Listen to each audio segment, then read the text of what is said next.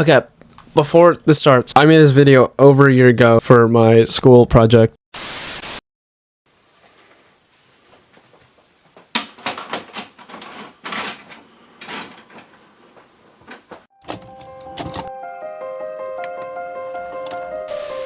the substrate is pushed up by the pressure now over the forepart of the foot, you have Clear up an ancient mystery with the help of a prominent veterinarian who says she can prove that Bigfoot exists and that he's related to all of us. ABC's Nick Watt. A legend, a beast that's been said to be hairy, human-like, reaching heights as tall as 15 feet with an overwhelming amount of claims and sightings. Let's take a dive into the secrets and get a better understanding behind the beast known as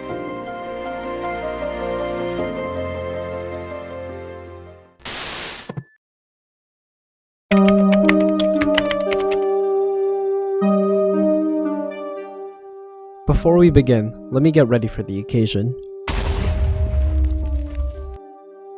Much better. I'd firstly like to establish who Bigfoot is, before I discuss the realities of whether or not there is even an existence of one. The first ever photograph was shot in 1894 in the west of Canada.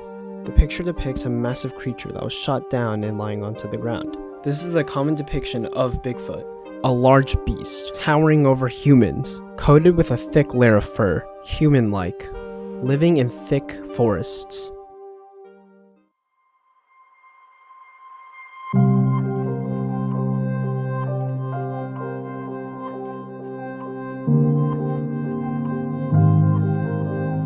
Although there are many claims of sightings of Bigfoot and pictures, let's discuss and take a closer look into a story of the alleged sighting.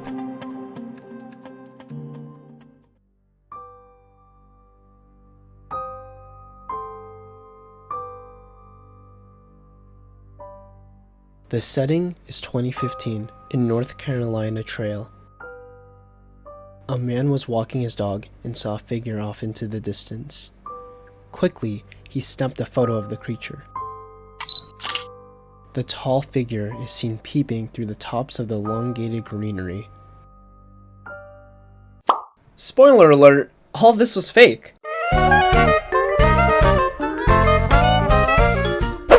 A few years after this photo was taken, another sighting was reported by 9 people. One of these people was John Bruner, owner of the Facebook account Bigfoot 911. In a Facebook post, it reads a few of the following.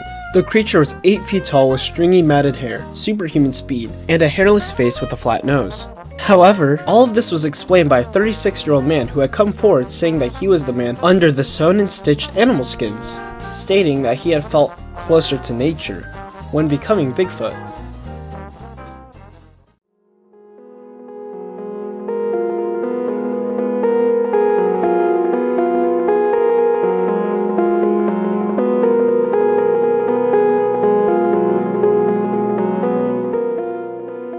This is a smaller part of the video than the rest, but I still believe it is important to discuss.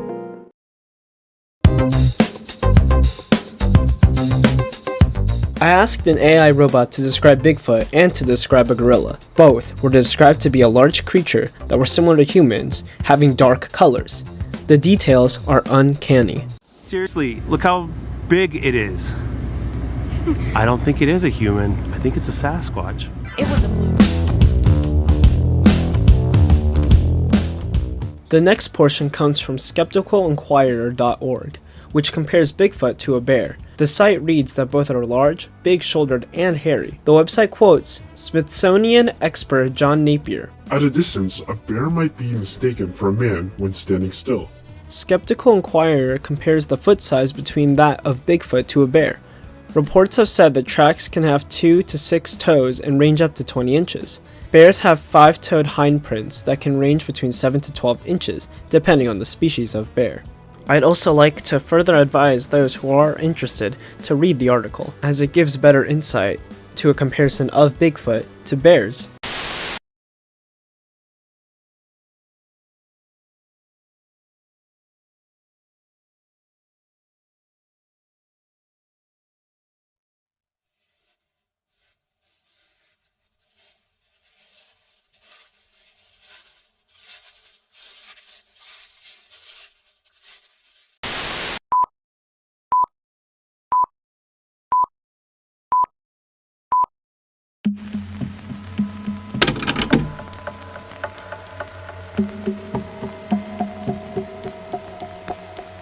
The last piece of media about Bigfoot that will be discussed is the popular 1967 Roger Patterson video of Bigfoot, famous for it being the very first recording of Bigfoot.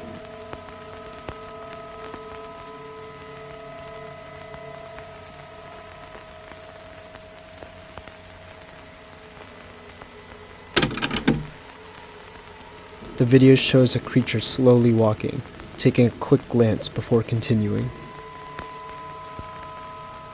And what makes this scary is the old footage with how mythical and intimidating the creature appears.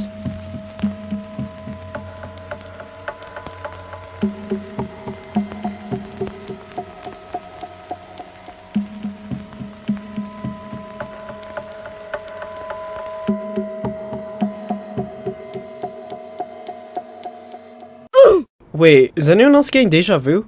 I think I know what's gonna happen next.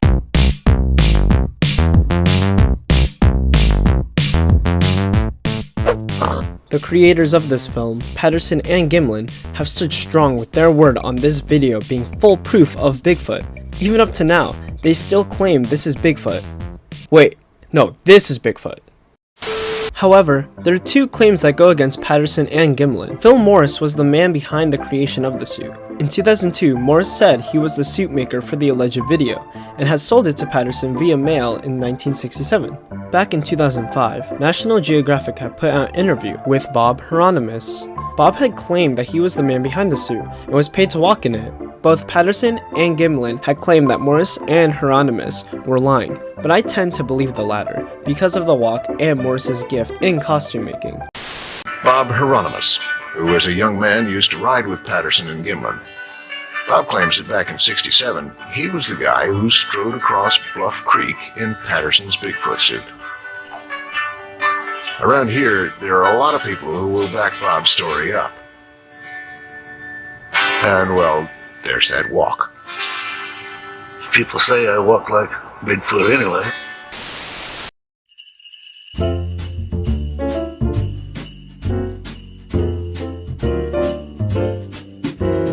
Fake or not, there is overwhelming true or false evidence of Bigfoot, and although I'm not a believer myself, there are people with their own experiences that will say otherwise. Though there are pieces of evidence, it's a good idea to be wary of them. These pieces of evidence have shown the fake world of Bigfoot. There's just not enough evidence to convince me of its existence. The amount of debunks and lack of actual proof simply addresses there being no existence at all.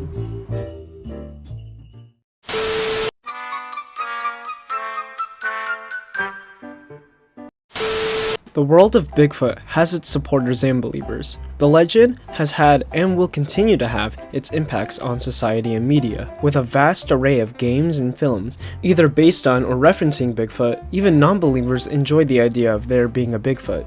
And as for me, the part that I find most fascinating is the evidence that can't be fabricated, those who have seen Bigfoot, and especially what impacts such a creature has made.